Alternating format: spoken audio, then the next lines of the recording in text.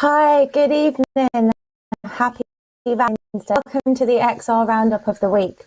We'll be talking live with Russian XR activist from his hospital bed after his hunger strike in prison, and the Plan B lawyer Tim Crosland on his legal case and prison threat.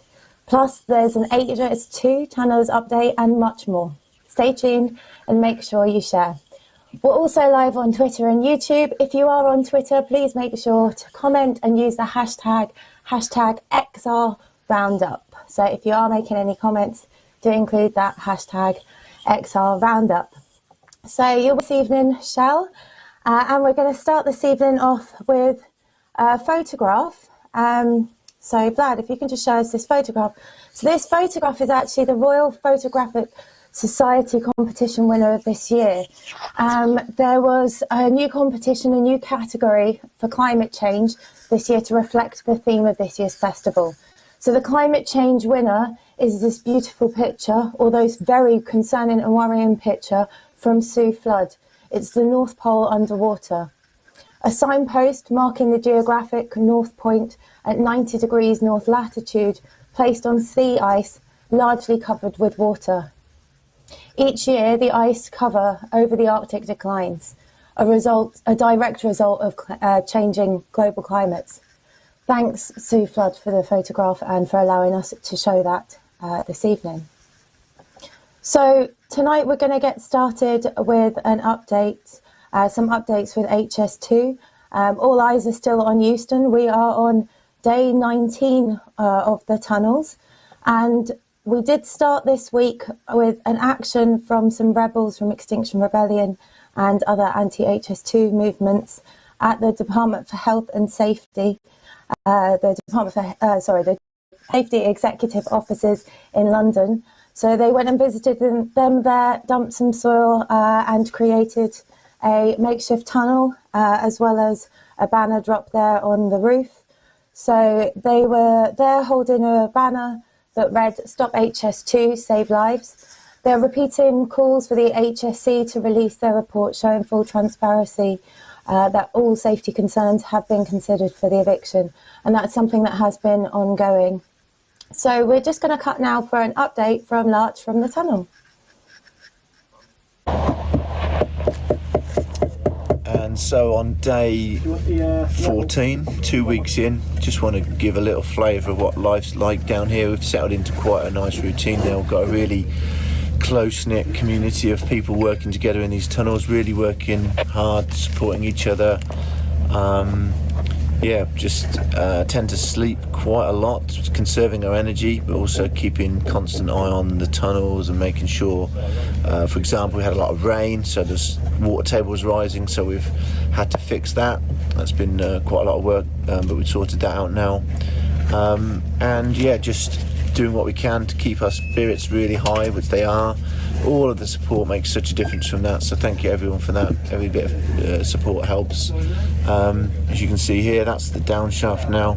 It's a double down shaft. That was our down shaft and they've built their own.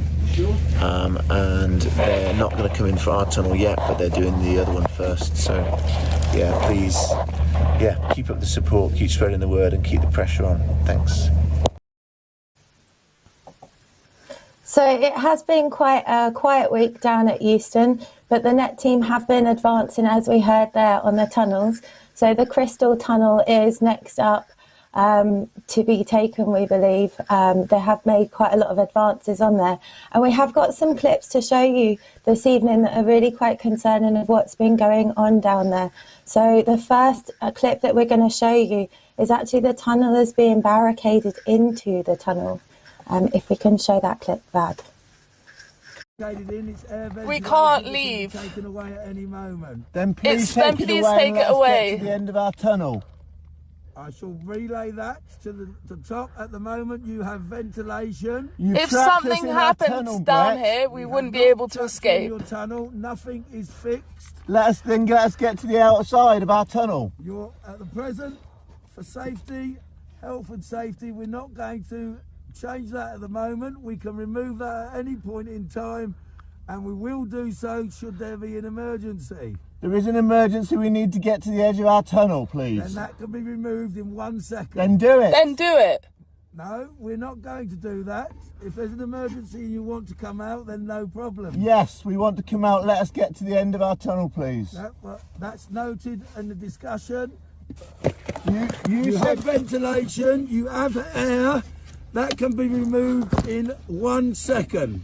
Then remove it, please. No, we have not entombed you. Yes, you have. No, we have not. We're both asking to get out of this tunnel, to get to the edge of our tunnel, and you're not allowing And us. it's been at least 5 minutes now. No, you have an air supply in there that we have provided you with. There's plenty of air. Dan has an air monitor with him. Should that change, then obviously that will be removed. At no point have you made a complaint that ventilation hasn't been given you by the air holes that have been drilled and provided. That's not our complaint now. Our complaint now is that you're barricading us. We're not barricading you. We can remove that in 1 second. You've said that repeatedly. We've asked you to remove it and you've failed to do so. No, and that's the way it's going to remain at present. So you've made your objections. You've trapped us in our tunnel when we've asked to leave. You have made those objections. I will now put that on the log, and the log is a live log that can be looked at any time by any governing body. I'm having a discussion with those above me, and if they then so wish, and after that discussion you are going to leave the tunnel, then that's a discussion that will be had above my head. When you leave the tunnel, it will be under the control. So as you can see there, they're actually being prevented from leaving their tunnel to the downshaft area with that there. We've also got another video which was really sad to see. It might be slightly distressing for some people, of something that happened to Blue. If Vlad, we can show this video and we'll chat about it after. I can't see if her feet are chained. Trying to, can't see it. She's got a sleeping bag on. I'm on her legs as well. Stop pulling her, you're going to hurt her. Leave her alone.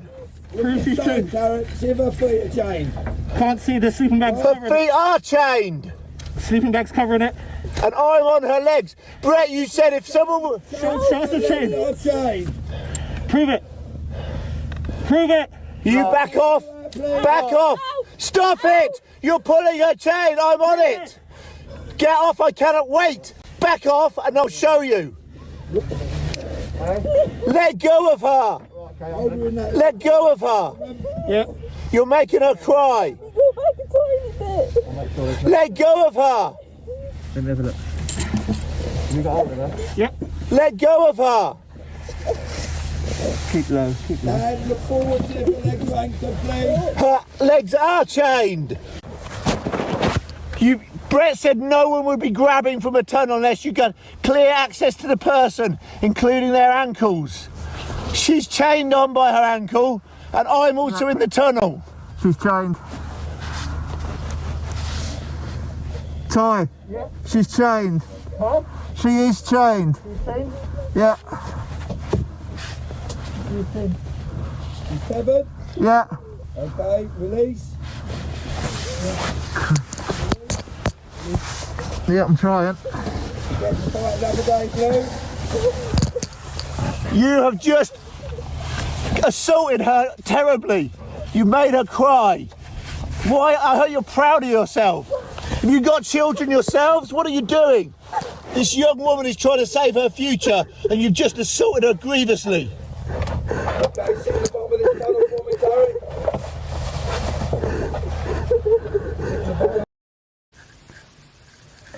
That video, sadly, was just a clip of what happened to Blue. I'm actually shaking, having watched that assault on an 18-year-old who is there for protecting our futures. She's a peaceful protester. It was absolutely disgusting listening to them screaming out, proving they know exactly what's going on.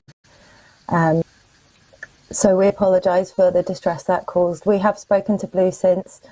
She is doing well, but she was slightly injured on her ankles, understandably, from the force.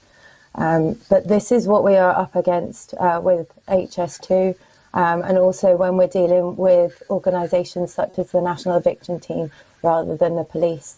We're unfortunately seeing assaults like this on peaceful protesters. So We are hopefully going to move on now to an interview. I think, do we have Rody on the line who might be able to join us now? So fab. So we have a really special guest this evening joining us, and that's Rolly, who's joining us this evening, who was down in the tunnel for over a week. So Rolly, first of all, how are you doing and how are you feeling? Yeah, I'm doing much better now. I came out due to ill health. I spent a bit of time in hospital and now I'm much better and on the road to recovery, feeling good. That's really good. And Rody, I just wanted to ask you, what was it that brought you to act against HS2? I mean, we know about the natural destruction it's causing, we know about the cost, but what is it that drives you? So I'd sort of joined the campaign after being an environmentalist for a number of years, and for me it's just the social injustice and the wealth disparities within this country, along with the decimation of ancient woodlands and the loss of biodiversity. It's, you know, social justice and ecological justice go hand in hand, and HS2 is a pinnacle of both of those injustices. Yeah, and we saw a video released from you earlier. Can you tell us a bit more about your experience at Euston specifically? Yeah, so I mean, the Euston camp was such a beautiful place. It was one of the only green spaces in London. Before we took the camp, it was home to a lot of homeless, no fixed abode people. And they were all beautiful souls. They occupied the trees with us. And it was just so sad to see that camp be decimated. You know, when we were down in the tunnel, we did face a lot of violence from the bailiffs, a lot of aggression. It was a pretty nasty eviction, and I do think that eviction was a pretty nasty eviction as well because of the nature of the people whose home that park was before. Because we see this time and time again, bailiffs work for the elite, and their prejudice against working class and no fixed abode people is really, really rife. Yeah, and we just saw that video as well of what happened to Blue this week. It's really horrible to watch that happening. And for people at home that are sitting back and saying, what can we do? There's so many people asking, what is it can we do? What are your words of advice of what they can be doing that is the most effective ways that you think? Yeah, I mean, sharing things on social media is always great if you can't get down to camps. Like, we know camps are not accessible for everybody, and at this point in time, a lot of people are not able to do that with the current situation. But, I mean, sharing things on social media, spreading the message, if you have the means to donate to camps, I mean, that's great too, but not everybody does. So, I mean, there's always something that people can do, from sharing things on social media to coming and actually helping during evictions, cooking for camps and things. There's loads and loads of jobs that people can be doing. And Rolly, we know that you're a young activist yourself. Can you give some word of advice to people in their teens, young people that are aspiring to be activists that haven't yet had the perhaps opportunity to go out? What's the kind of first steps they can take? I'd say sort of just starting off with, you know, like marches and protests and sort of things on social media and following it, like getting education on these things is really, really good. And just coming along to camps as well. It can be a really scary step to take to go to a protest or come to like a frontline camp, but it's not as scary as you might think. Everybody's lovely within activism, and you know, everyone's so welcoming, and I'm really glad that I made that jump as well. You know, it's what I would say to young people is it's their future as well. Like, nature is a necessity, it's not a luxury. Everybody deserves to be able to walk in a country park that's not being decimated. So I really think that everybody, if they can and have the privilege to be able to get involved, they should. Awesome, thank you for those words. And really, just a quick question about the tunnel. So we've heard people saying that you guys were playing Uno, reading books down the tunnel, having discussions, things like that. What did you guys get up to? Any good tips that have come about? Any good books people are reading?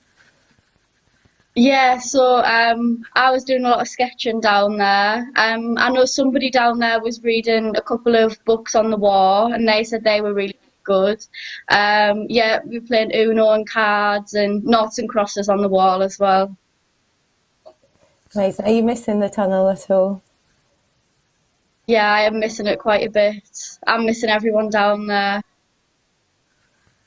Thank you so much, Rowley, for all of your work and going down there. It's so brave and courageous of you. I know I certainly would not be able to go underground and live in a tunnel like that.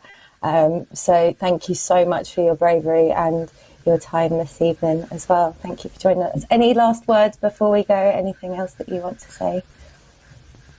Just stop HS2, and we can stop this train line and this decimation together.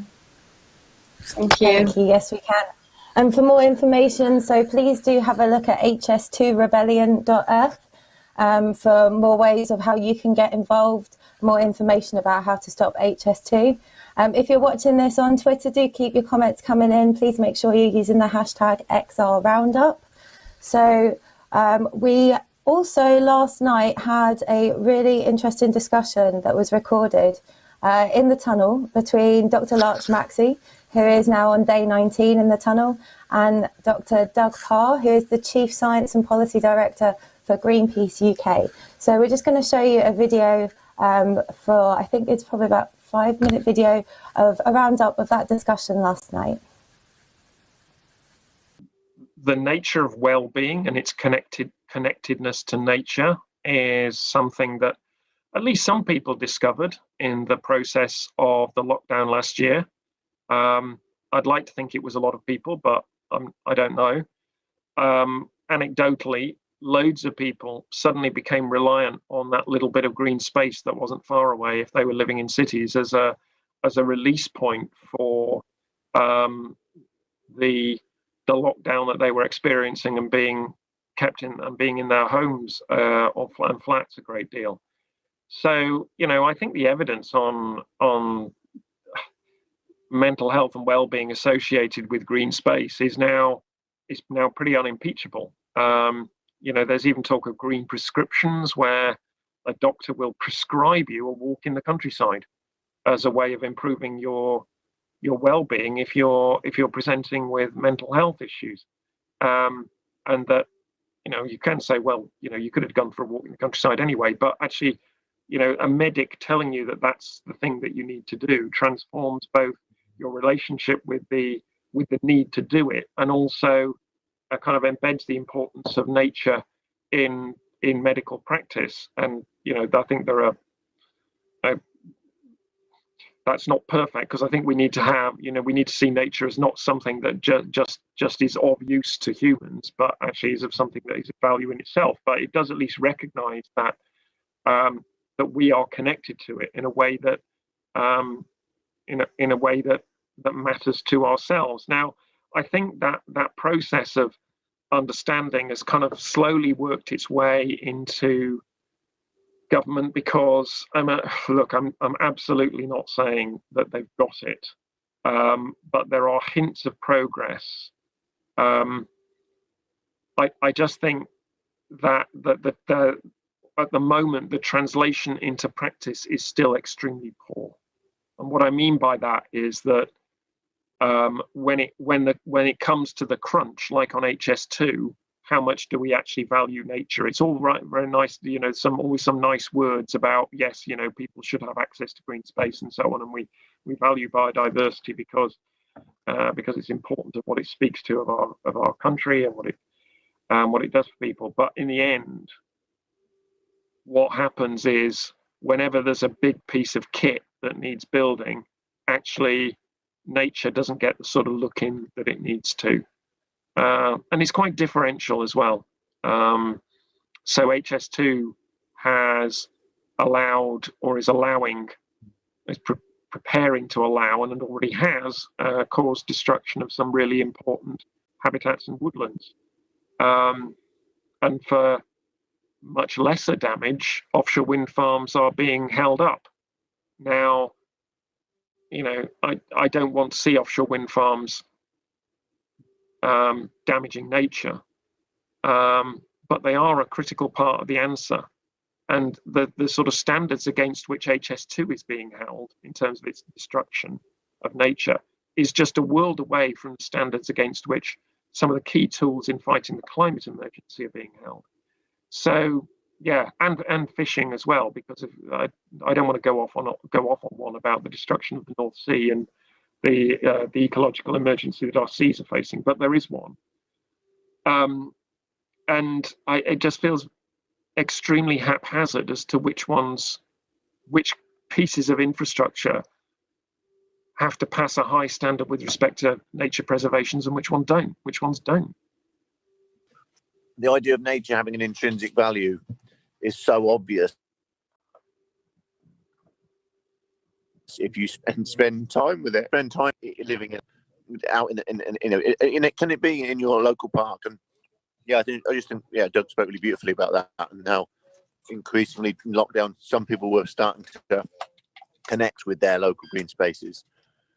We are nature. We are part of nature, and so this idea of a separation is so artificial. So part of what's on offer with this climate and ecological emergency, this dreadful situation we find ourselves in, is that we can create a world of more connection with ourselves, with each other, with the natural world. That's what's on offer, and I think that's the world I want to. That's what I'm working for. Is to not just avoid the worst excesses of societal collapse that's coming if we don't make these changes. It's also to create the positive world that we can still achieve if we make the changes soon enough. But that window is closing, and that's part of telling the truth. Is like, we know these feedback loops are being triggered faster than we predicted. We're constantly having to rewrite the models every time we come back from the field, and that's been the case for 20 years. This acceleration of the natural processes. The window is closing. At some point we'll have left it too late. Let's not dally. Let's just put everything into it right now while we can.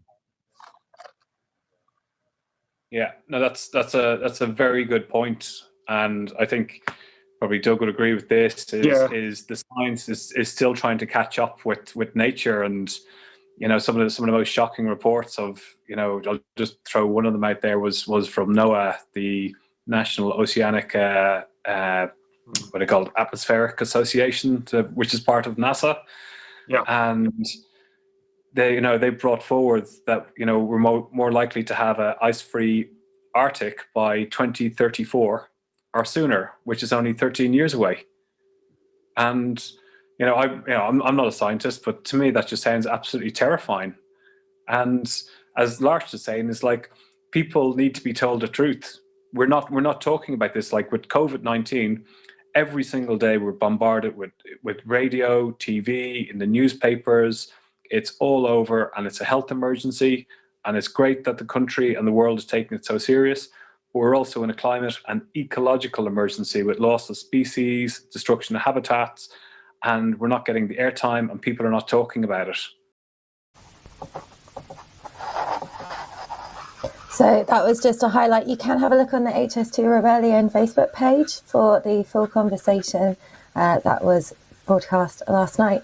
So we're going to move on now to just a little bit about the Climate and Ecological Emergency Bill. So this Tuesday, there was finally a short airing in the House of Commons.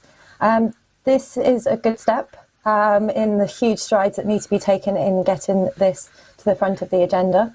But the CE bill sponsor, Caroline Lucas, MP, secured a 30-minute adjournment debate on the UK's response to the climate and ecological emergency. So we're just going to show you a little short video of her speech in Parliament. It's been almost 2 years since this House declared a climate and nature emergency. And it's been over 1 year since Parliament last debated the climate-nature crises as an interlinked issue. Yet the need not just for debate and declarations, but for ambitious action could not be more urgent. The world is now hotter than at any time in the last 12,000 years, and 16 of the 17 hottest years on record have taken place since 2000. Every warning light on the dashboard is flashing red. And with the UK due to host the Climate Summit, COP26 in November, and with the COP15 Biodiversity Summit also taking place this year, The responsibility to show honest and bold global leadership could not be greater. And that means acknowledging three things. First, that our domestic climate policy is inconsistent and incoherent.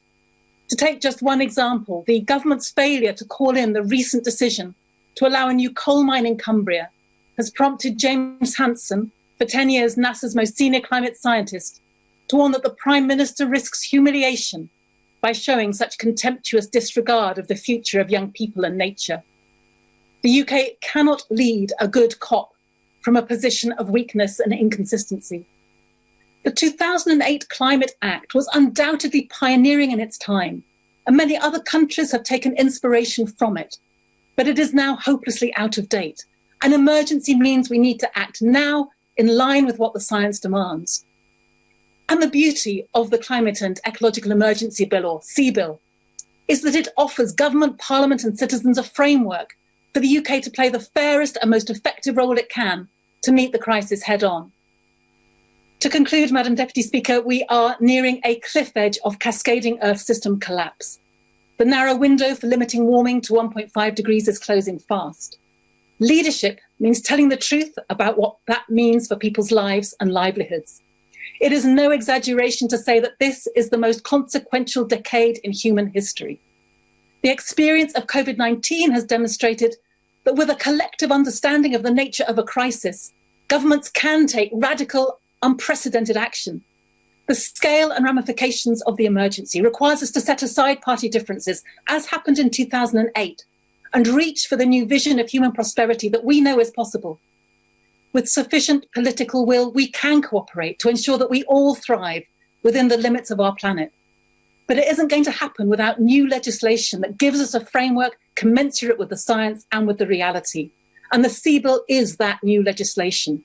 It brings the future into the present and our responsibility to the future into the present too.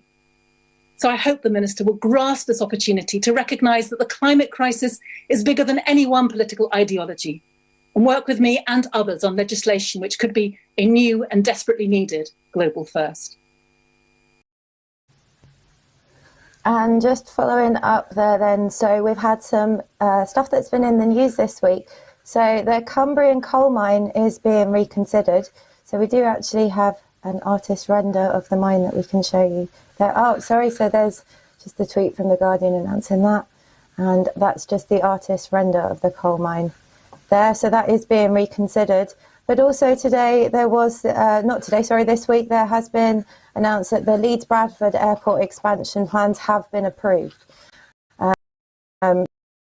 So a call to for us. There's no rest for the wicked, is there? The joys of being an activist. So moving on, we've got another incredibly brave, noble activist joining us on the line. So I'd like to welcome to the call Tim Crosland from Plan B. Tim, welcome. Hey, Shell. Yeah, good to see you. You too. How are you doing this evening? Yeah, I'm doing well, thank you. I'm really enjoying this program. I've been watching the last 20 minutes. It's wonderful. And yeah, I'm feeling really good just to have all these amazing rebels around me. It's really inspiring. Yeah, well, it's quite interesting because this kind of format only came about because I was charged because I'm of no fixed abode and put on bail. So I wasn't allowed to go down and live stream, and now ended up with a new gig. So thanks to the police for that. So anyways, can you tell us a bit more then about why you're here this evening? So we've just heard this week that there's been the threat of prison to you. So can you tell us a bit more about why you've acted and what it is that you've been doing? Yeah, sure. Well, I'll just tell you how it started. On Friday morning, there was a ring at the door, and I opened it, and there was a very sort of funereal-looking guy there, like an undertaker, with his brown envelope, and almost apologetic. And I opened that up, and that was the government's, the legal euphemism is application for committal. What it means is they want to lock me up, they want to put me in prison. That's what it means, an application to put me in prison. And this came out of my breaking the embargo on the Heathrow Airport judgment, which was back in December of last year. And maybe I should just explain, like, really briefly what that was all about. So can you remind us all, because a lot of people did see it on social media as it was going around. So, yeah. So the case itself, the legal case, back, a little while ago, we were just using the government's own evidence. We didn't bring our own evidence into the court. And we said, look at what the government has said about how important the Paris temperature limit is. It said it's vital to our future. It's vital to our security. It's vital to young people. It's vital to the global south. We've got to keep to that limit. And then we said, well, look at what the government has said that means for flying and for aviation. The government's own evidence is aviation emissions have to be zero by 2050, have to be net zero. And look at the government's own evidence about what Heathrow expansion means. Your evidence says with Heathrow expansion, there are going to be 40 million tonnes of carbon dioxide just from UK aviation by 2050. So something doesn't add up here. You tell us how that makes sense. And they did something like pretty extraordinary. They said, well, the Paris Agreement isn't relevant. So that's why we didn't take it into account. And it's not relevant because it's not legally binding. It's an international agreement. And we said, what? I mean, the only reason not to destroy everything, not to destroy our future, is because there isn't a legally binding rule against it. That's crazy. And the Court of Appeal agreed with us. And they said, well, actually, it's clear it's government policy to respect the Paris temperature limit. And the government's explained why that is so vital. So they should have taken it into account. And that was last February. And that was, a wonderful news, wonderful precedent. And the government actually accepted that. Boris Johnson came out in Parliament and said, we accept the ruling of the Court of Appeal. We're going to abide by the Paris Agreement. And we thought that was that. And then Heathrow Airport Limited, the company that stands to make, lots and lots of money out of expansion, they appealed on their own without the government. And I think maybe we hadn't quite understood the danger of that. They brought a whole army of lawyers with them. And they persuaded the court that because the Paris Agreement isn't legally binding, it didn't really matter that it hadn't been taken into account. This is really worrying, isn't it, Tim? The fact that we can't see, the government aren't being held to account to the Paris Agreement, and yet we have these corporate entities that are spending millions of pounds on lawyers to make sure that they're able to do their thing to create their money, completely disrespecting anything to do with the climate and the ecological emergency, the Paris Agreements, anything to do with that. It is, and it's terrible in terms of Heathrow, but it's not just that. This is the highest court in the country, and our courts are respected around the world. So this precedent set by the court was anyone can disregard this wherever they are. It doesn't matter if your project, your coal mine, your airport expansion, if that's inconsistent with our lifeline, which is the Paris Agreement. And so my feeling at the time was, it's not enough just to go through the motions here and say what a terrible judgment. As one of the parties to the case, I've been given the judgment ahead of time so that we can correct for mistakes and that kind of thing. And I felt I've got to express how wrong this is, and I'm going to break the embargo. So that's what I did. I leaked that judgment as an act of civil disobedience before the judgment was meant to be published. So that's what this situation is about now. Thank you so much for doing that. I mean, listening to it from you is just really makes it just so alarming. I mean, what can people do at home that have just listened to what you've said and like me, what can we do? I mean, how can we question this when it's the High Court? So I think the reason I'm actually pleased by this development was I felt we don't want this getting brushed under the carpet. This is too important. This is our future. We need to keep this in the spotlight. And so this process means we can bring this back into the light, and we can get people writing to the Supreme Court and saying, this is not okay. You need to come at this as human beings. You need to come at this as parents, as grandparents, as people who love other people, who love nature, and put your robes and your wigs behind you. This is it's like the banality of evil, isn't it? When people make decisions from their office and leave their humanity behind them. So I think this is an opportunity now. This trial, the trial of my action, will take place in the Supreme Court, and that does mean we can bring this issue back into the light. And I think there's a little bit of time now to work out exactly how we use that as activists, exactly how we mobilize around it, but there's definitely an opportunity there. Brilliant, thank you. So we'll be definitely following a close eye on that, and I'm sure there'll be a lot of people getting involved in actions around that too. Tim, is there anything else you'd like to say to everyone watching at home? Really just how proud I am to be part of this amazing community, and it's lovely talking to you, Shell, and speak soon. And thank you so much for what you're doing. It's no mean feat. We talk about it, and I end up talking with so many people that are facing prison sentences or going on trial, going to prison. It's no mean feat, and we're about to speak to someone as well who's been on hunger strike in prison. So thank you so much for your sacrifice. It's just incredible what you're doing. Thank you. Thank you, Sean. Take care. So thank you for Tim Crosland for joining us there. So just a very little short update. It's one of those yawn moments of the UK government has opened an investigation into extreme left, including Extinction Rebellion. So this all feels a bit deja vu. The Home Secretary has tried labelling protesters as violent extremists before, and it didn't fool anyone.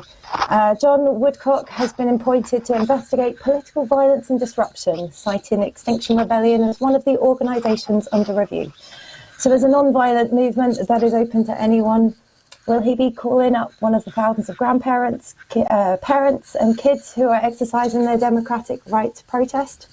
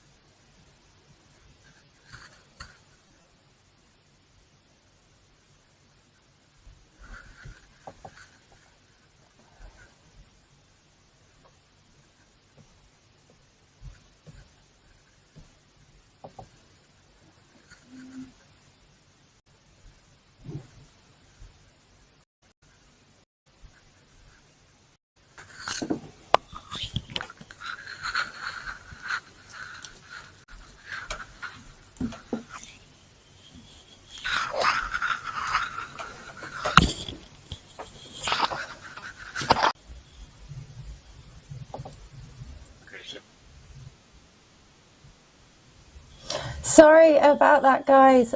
We just had a technical problem there and our software just crashed there. So we're just going to pick back up. So I was just saying that we had an announcement from the UK government this week. They're announcing an investigation into the extreme left, including Extinction Rebellion. So they have appointed John Woodcock to investigate political violence and disruption, citing Extinction Rebellion as one of the organisers under review. So we're wondering if he's going to be calling up the grandparents or parents or kids who are exercising their democratic right to vote. We are really concerned, obviously, about the amount of public money that is being put into this useless party political project, rather than the real crises that we are facing. So we were just speaking with Tim Crosland, who has just been served papers to face possibility of being put in jail. And I'm just going to check to see if we have Konstantin from XR Russia on the line. Vlad, have we got a link with Konstantin at the moment? Yay! Okay, so we are linked live with Konstantin, who just for a bit of background history. Hi, Konstantin, how are you? So Konstantin is in hospital. He, just for a bit of context, was put in prison for 28 days and then went on hunger strike. And he was put in intensive care 3 days ago in hospital. Thank you so much for joining us. I'm really excited to see you. Konstantin and I know each other personally. We met out in Madrid. So I'm, of course, really concerned to hear about how you're doing. So Konstantin, first of all, how are you doing? Can you tell us a bit more about why you were doing a hunger strike? Yeah, it's better now. Thank you, Shell. Basically, I was arrested with hundreds of people in Moscow more than 3 weeks ago. Basically, it was a big civil rights protest. Yeah, hundreds of people were arrested and jailed. But normally people got 7-10 days, and I got almost a month for 4 weeks, just because quite a few previous protests for XR, most of them.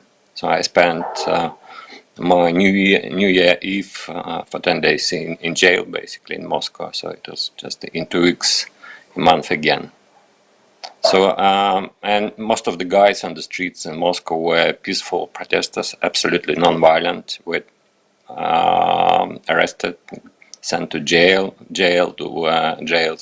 were packed, basically, and it's violation of all human rights. So I decided to go on hunger strike to kind of protest against that. And on day 17th, the health was a bit, say it mildly, not too good. I was taken to intensive care. So it's pause kind of in the jail sentence. Once I'm out of the hospital, I'll need to serve 9 more days, and then probably 2 more jail sentences for previous actions at Red Square. There's a protest for COP26 in December, and a couple more in November. It takes time to process, basically, the court ruling. But better now, thank you. And I've listened to Oh, sorry, Konstantin, can you tell people what it is you do in your actions? So just to put this in perspective, Konstantin isn't going out doing these huge, massive actions. Tell us a bit more about the peaceful protesting in Russia and therefore the consequences of peaceful protesting in Russia. Yeah. The climate emergency topic is not that high in Russia as that in Europe or America. So we need to raise the attention, and not many people are happy to protest to attract attention.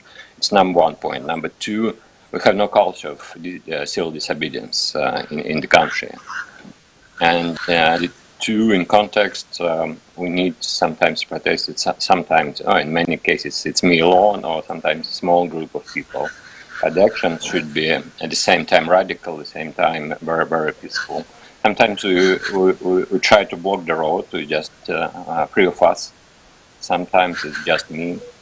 Sometimes it's a downtown place in central Moscow. The best one is Red Square, just near the Kremlin. And it was the shortest actually protest in my history, maybe in XR. It was 40 seconds, and I was parked in the police car. Yeah, and it's probably going to take me 1 month in jail anyway. So, but it still attracts attention of the press, and we've got an opportunity to speak about the climate crisis and about XR. And the same with civil rights protests, basically, because I'm positioned already like ex activist and eco activist, so it's an opportunity to speak. Yeah, so just to clarify to people, the protest that you were at, which you were serving the prison time for and currently on the break in hospital for, was that big anti-government human rights protest. And because of you taking part in a lot of Extinction Rebellion protests and having had previous prison sentences, you've given this extended sentence, unlike others. As well. And yeah, and just to reiterate to people in the UK, Constantine is going into the middle of the road alone, often with a sign, sitting in the road, and seconds to minutes later, police cars come up, bundle him up and put him in a police car. It's a very different kind of atmosphere out there to protesting. What are the authorities? How do the authorities treat you as a peaceful protester? Yeah, in most of the cases, okay, especially on a personal level, people get the understanding that we need to do something. They kind of appreciate that. At the same time, we're still afraid to do something openly. But it will take time and effort, but we're getting there. But normally, okay, but these civil rights protests, the cells were packed with the people. That's why probably the strike was so difficult this time. A tiny cell with no movement for more than 2 weeks, intensive care. But normally fine. Sometimes police are rude, but on the streets when they arrest you, after that it's reasonably okay. It's good. And together with the climate emergency issue, XR is bringing to the, I don't know, political marketplace or civil rights marketplace the extreme non-violence tactics, including hunger strikes. Because it's not in the culture. It's important how we do it. Kind of contribution of XR history and different operations, methods to current Russian scene. It's very important, I guess. So, Konstantin, when you return to prison to serve the next 9 days of this sentence, will you be going back on hunger strike? I'll see how it goes. It's been very difficult this time. I don't know why. I need to consult with the doctors, because we are running not a sprint, it's a marathon. We'll see. Definitely we'll need to work on that so that next time more people will take maybe not this decision to be made on the spot. But already it's very good coverage in Russia, and yeah, it's been worthwhile, although it's always difficult. Amazing. Is there anything else you'd like to tell people, Konstantin, before we leave? Just 2 points. We need to be radically non-violent, and we need to keep going, just keep going, with no other choice. Thank you, Shel, for what you and the team are doing. It's a very good project. Thank you, Konstantin, and it's so nice to see you. I'm sorry it's in these circumstances, but I'll keep up with your Facebook as well, and we'll see a lot, no doubt, posted about you in the future. Thank you so much for everything you're doing, Konstantin. Thank you. Thank you. Yeah, thanks. So, Konstantin is in Russia. His actions were in Moscow. A lot of those actions were just him going out alone with a placard and sitting in the middle of the street. A rebellion of one, it's already happening, and we have the rebellion of one happening in March. So do please get in touch with your local groups, affinity groups. We are really looking forward to the rebellion of one happening in a few weeks' time. So I've now just lost all my path. So we've actually got another interview, hopefully. And the person that we've hopefully got on the line is Denise. So Denise, I've met down at Euston and has a press pass and has been down there taking photographs for us and films. And she was arrested back, I think, 3 or 4 days into the Euston eviction. So Vlad, have we got Denise on the line to join us? Hi Denise, how are you doing? Hi Shell, I'm good, thanks. It's nice to see you. It's the first time I've seen you at home rather than out on the street. I'm not even at home, I'm at my friend's house where I'm staying at the moment. So, Denise, so can you tell us a bit about what happened to you? So we've seen this evening just all these different ways that we've been treated by the police, and we've just had Constantine in Russia. And can you just tell us a bit about what happened to you? Okay, so it was about 3-4 days in, and I'd already been shooting from the day of the eviction. And so most of the police were quite familiar with me, but on this particular day there were a different set of police, and it was the day that they were putting the fences up to start evicting the tower at the back, and they were really trying to disperse everybody on the street, and there were a couple of photographers there, including me, and I was chatting to everybody because obviously I'm part of the campaign and I know everybody, and they really kind of had a bee in their bonnet about me being there, and they tried to move me on and issue me with a COVID fine, and I showed them my press pass and said, look, I'm press, and they said, no, that's not a valid pass. It's not a valid pass at all. It doesn't give you a right to work.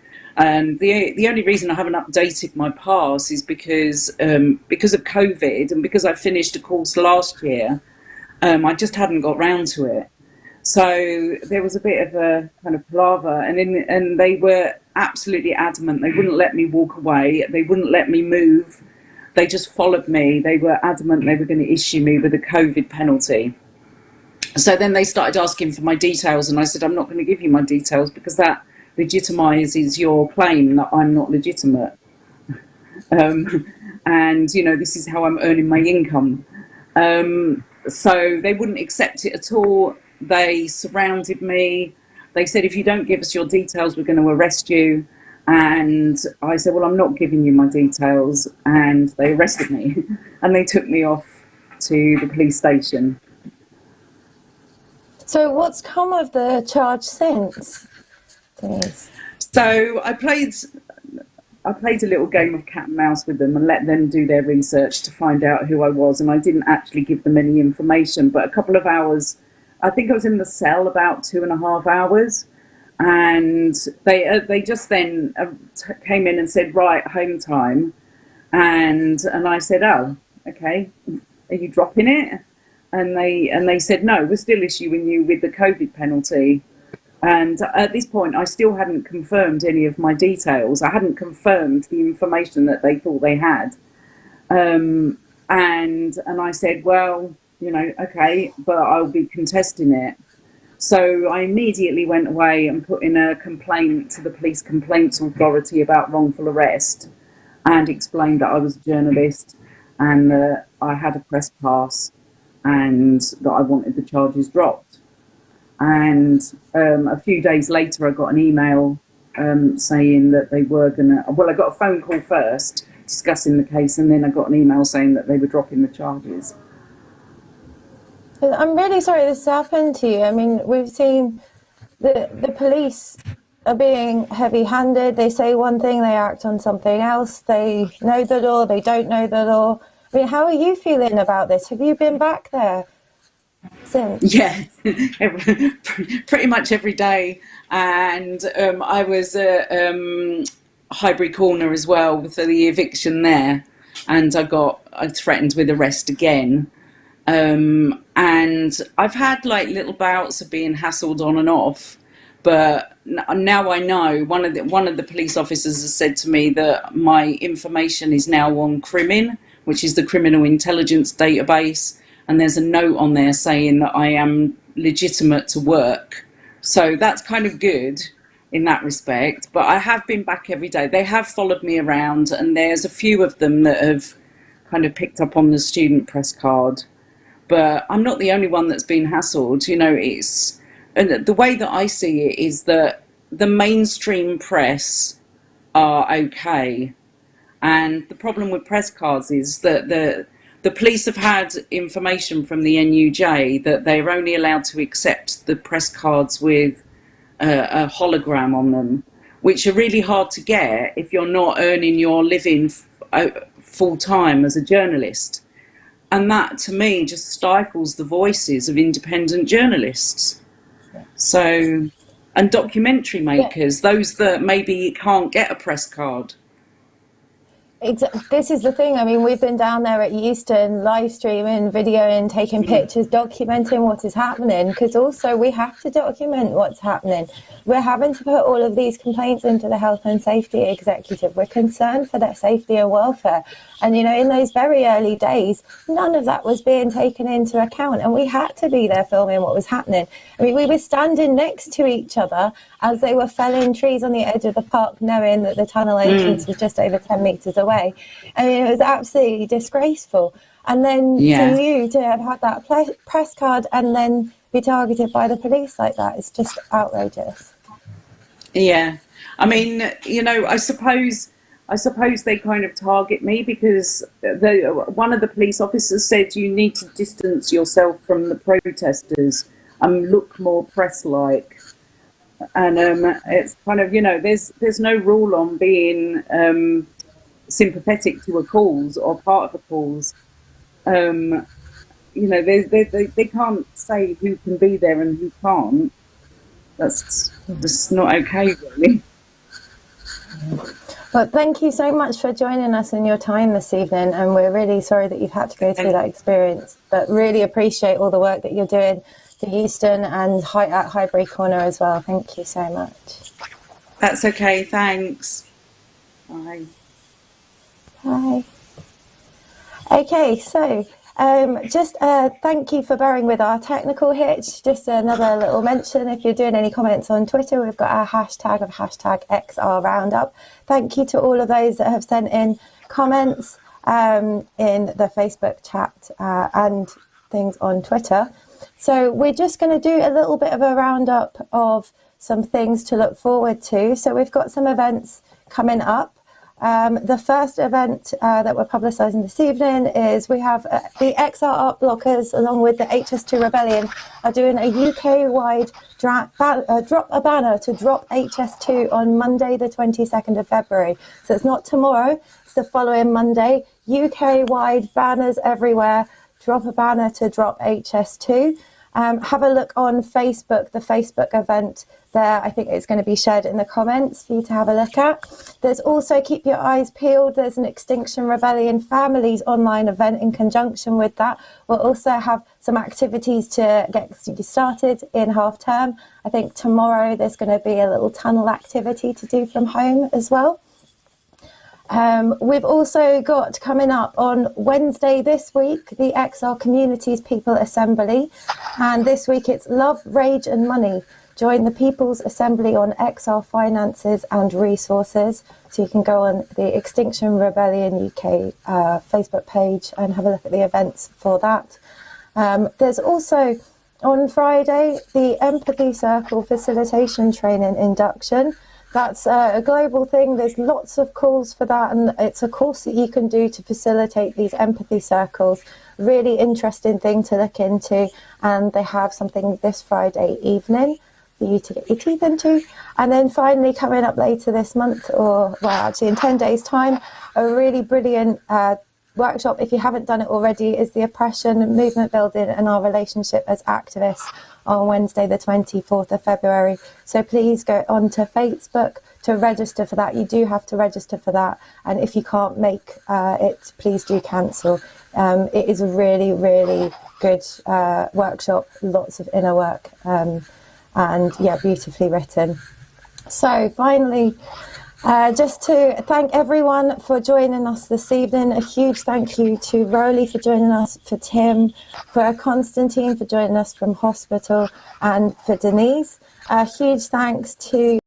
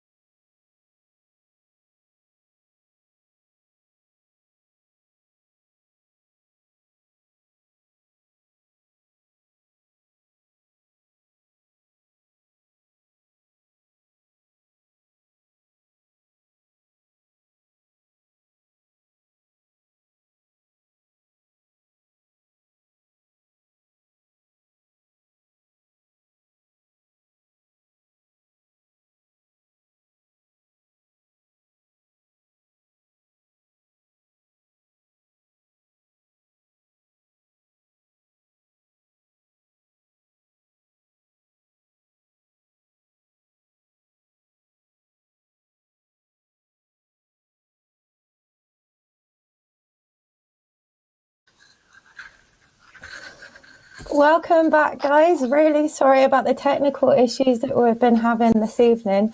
So just a little, I don't quite know where we got to there. I've just been speaking with people. But please do check out the Extinction Rebellion UK website for all the different events. Please do check out HS2 Rebellion for more information about HS2 and how to stop it, as well as the banner drop on Monday the 22nd of February. And also Exile Families are doing an online event for the banner drop, as well as activities to do in half term. Finally, we're going to leave you with a little video this evening about live streaming. So this is a call to action. If I can do it, anyone can do it, literally. I hate being in front of a camera. I'm not trained to be doing this. So if you do want to be doing this, great, please do come forward. We're going to be posting the comments in the live, we'll be posting in the comments of this live stream links to the trainings, and also just a link to feedback that you can give us some feedback to. So please sit back, enjoy, and thank you very much for joining us this evening. Much going on in 7 days. They've tried to silence us of getting the message out and speaking the truth, and this is all about speaking the truth. The end of the earth is I'm Gail Bradford. I'm one of the co-founders of Extinction Rebellion. So what's this government doing? So what's this government doing? Paying pathetic lip service. Paying pathetic lip service. The truck says animal farming equals pandemics and climate crisis. Such a powerful message, because that's right, animal farming is one of the biggest drivers of climate change. The coronavirus pandemic is believed to have been transmitted to humans from bats. Basically, when we destroy animal habitats and create more farming instead of forests, we're driving wild animals closer and closer to humans. This is the carnival corruption. We're here to protest the bailouts the Treasury has given to kind of all the polluting industries who are killing our planet, rather than putting the money into helping the people that live in this country. So we're a bit cross, we're dressed as clowns to protest that the Treasury does not give bailouts to all the polluting industries. That is it. Anyone here rich? So I'm dressed like this because the theme of today is a carnival of corruption. We're really calling out the government on the fact that this is dirty money, it's blood money, and it's all taxpayers' money that is being spent in fossil fuel projects, ensuring fossil fuel projects happen, and we all know about the catastrophic effect that has on our planet. We're outside BBC buildings in Cardiff. We've joined rebels from Cardiff, Wales and South West in a sort of mega region get together simultaneously while there's a rebellion happening in London and Manchester. And the focus for today is telling the truth. Parliament's recognised it as an emergency, but they're not speeding it up. I mean, what sort of emergency is it when you just put off discussing it for 6 months? That's not treating it like an emergency. This is irresponsible. We're going to walk back. How old are you, please? Sorry, how old are you, please? I'm 92. Be gentle with him. They are kind of free to do whatever they want and just follow their own interests or interests of big corporations, and they kind of leave the voters behind. Citizens Assembly would make sure that we get heard as a people. So we're here at Calvert Jubilee, and this lovely gentleman just asking him for what he thinks about HS2. Hi, I'm Dan, I'm a bin man. I've been doing the job for 17 years now, and I've done all these villages for a long, long time, and I think HS2 is going to ruin our beautiful countryside. To be honest, it's a joke. And for what? A few rich people to get up and down the country? To destroy our country? Well, as you can see, this beautiful piece all the way from Brighton is being kettled by the police. So what has really been kettled there? What's been kettled there is one of these joyous moments that breaks through everyday life and reminds us that there's a real climate emergency that we're being hidden from on a daily basis. And he's been arrested for no reason, or he's been handcuffed and put into a carrier. I just need to have some answers. I mean, shall I call Cressida because I've got her PA's number on my phone? Shall I find out why now? I could just send her a message on LinkedIn. Why am I standing on the street witnessing an individual who was sitting in 12 Square, because I've been there all day, I'm a witness to this, and I've got it on camera, and he is now in there handcuffed. So now we're actually going to be welcoming a really, really lovely event, which is a collaboration between XR Youth, UKSCN, XR Families, Parents for Futures, and Climate Declares Emergency. We will be the ones to suffer for your profit. We will pay the price for your inaction. And yet we are the ones who are out here doing the work, sacrificing our education, choosing to resist despite the cost. Recognise that the beginning of this so-called modern age of the Anthropocene began with the dispossession of the first peoples, the indigenous peoples, African peoples, and other racially marginalised communities today. How you doing? I'm standing up here on the platform. Check this out. This is amazing. This is the bridge that we have in April. Until you make some noise. I'm just going to go to the front here. We got the drummers are getting ready in place here. You can hear them getting warmed up. We got people raising the alarm. We got flares going on.